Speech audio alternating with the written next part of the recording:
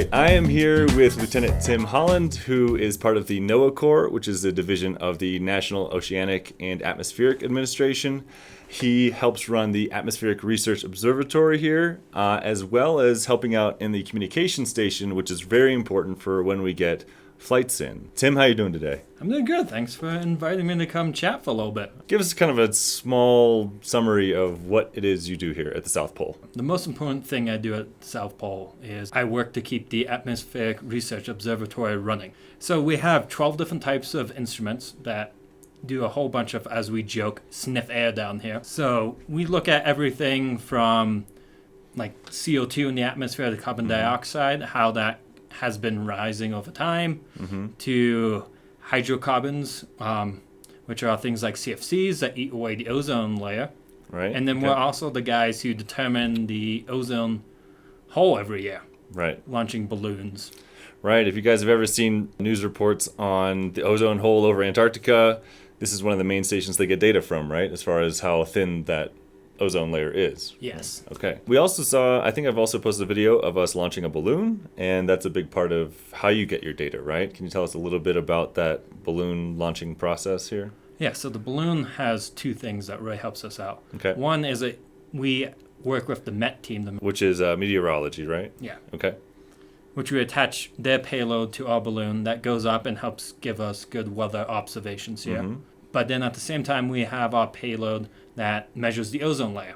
So we can go up, send up the balloon, and get a great profile of the ozone. So we find out where it lives in the atmosphere. Gotcha. And how high do those balloons go typically? They make it up to about 100,000 feet. Okay. So to the other edge of space, and then they pop and they come back down. And if they pop down and come back down near here, sometimes we try to recover them, right? Yeah, we try to recover them as often as possible, but being in a really remote location with limited resources, going out and getting this payload is not worth a human life. Right. And just in case people are wondering, yes, these balloons pop and sometimes end up somewhere on the Antarctic landscape. It is approved by the Antarctic Treaty because the data we get from it is so important as far as for climate research, and also it helps save lives by giving us accurate weather data for pilots. And so the pilots have the best possible data to go on as they're flying over the Antarctic continent. So it's not great that, we're littering a little bit on the giant space that is Antarctica, but it's a cost we're willing to pay just to keep people safe and contribute to the climate data we have for the whole Earth. What do you do as far as the comms station here? We're one big team down here at the South Pole, especially during the winter. Right. There's not too many of us, so we all kind of wear multiple hats. So one of the multiple hats is being here in the comms center, where I work as kind of like an air traffic control. Right. For planes coming in and out. Right. So I wake up early on flight days. I make sure the planes take off. I stand by the radios when they come in. I give them all the information they need to land. And then I make sure the skiway is nice and clear for them. So if somebody were to want to do what you do here, what background would they need? Who would they need to contact? That kind of thing. So the NOAA Corps is a commissioned uniformed service. Our focus is more on science and exploration than being a warfighter. So to get into the NOAA Corps, you need a degree, a Bachelor's of Science degree somewhere, something in a STEM field, so science, technology. And then from there, you can talk with a NOAA Corps recruiter, and then you apply, just like all the other services. Once you get accepted, they send you to a fun 17-week officer candidate school. Okay.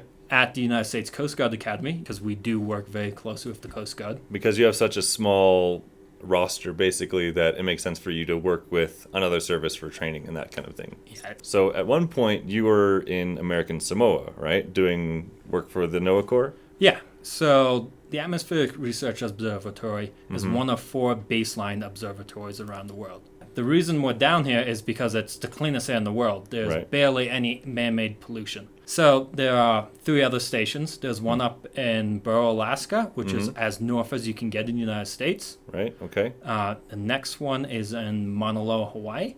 So it's 12,000 feet on the side of a volcano on the Big Island. And that's also super clean air down there too. And then the last one is in America Samoa.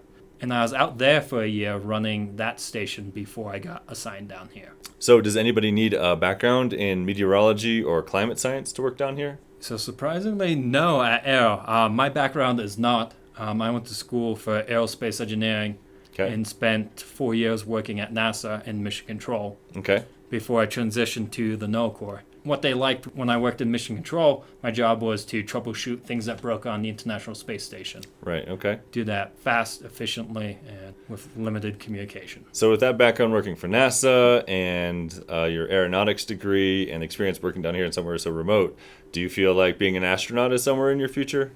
Ideally, that would be great. All right. But I got told getting selected is like getting struck by lightning 2 times. Okay.